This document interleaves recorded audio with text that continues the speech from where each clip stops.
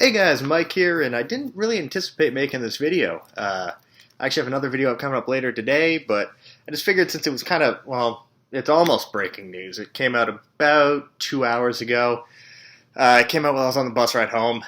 And, yeah, yesterday I put up a video where I was complaining about Dwayne Casey and telling Masai Ujiri to fire him and everything, and talking about how when I meet him next week, at the end of this week, I want to talk to him about finally getting to power forward.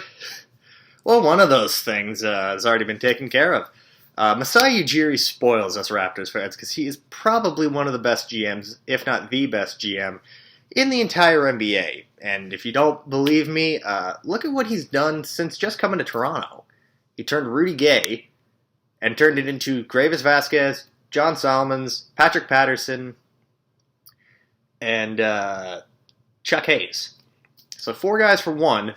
We somehow made the playoffs with that roster. Then he turned around, turned Gravis Vasquez into a future first-round pick and a second-round pick that ended up becoming Norman Powell. Norman Powell developed so well that Terrence Ross finally became expendable, and we did just that today. Ross was making about $11 million a year as kind of that 7th or 8th guy in the rotation. Inconsistent defender, hot and cold shooter. Not really the best contract when you think about the fact that his max potential will probably be a 6th man. Now, SERGE IBAKA wanted to come to Toronto anyways in free agency. It was being reported. Orlando had asked him where he wanted to be traded. He said Toronto. And I was getting worried because I was thinking that we were going to have to give up big time to get him. I was thinking probably Powell, Patrick Patterson, and both first-round picks, which at that point that's worrisome. But no, we didn't have to give up Patterson. We didn't have to give up Powell. All we had to give up was one of our first-round picks and Terrence Ross. Now, Ibaka solves the power forward issue for Toronto because we can now go small and still have defense without having to play Nogueira on the floor. He's a rim protector at the 4. He shoots threes. He can let Patterson go back to his natural spot of playing off the bench. It just works in so many different ways. And with the team in a tailspin, this isn't a reactionary move where he was trying to get anyone. Like we were here with Wilson Chandler, which wouldn't have been a great move. Danilo Gallinari, who don't play no defense. We were hearing all these names, and Ibaka was obviously the most attractive after Paul Millsap turned out that he wasn't going to, hit the free agent market. But Millsap isn't a rim protector anyways, and maybe that wouldn't have helped us as much as people think.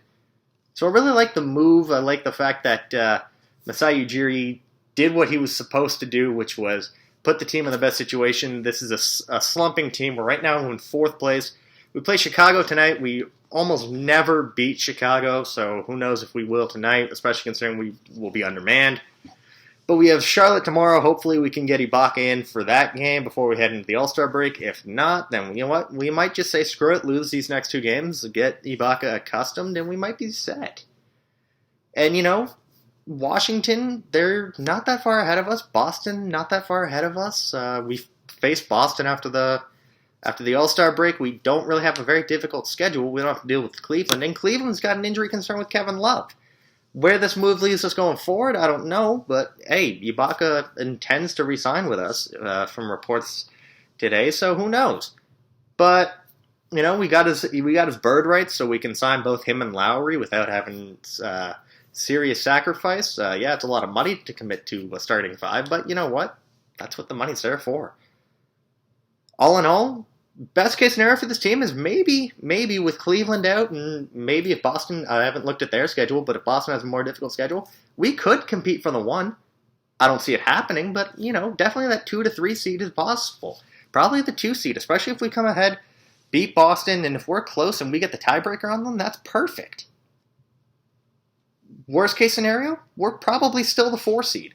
I don't really want to be the 4 seed because that puts us in the Cleveland bracket and we get a second-round exit.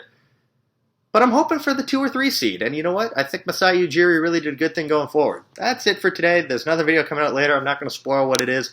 I hope you guys have a good day.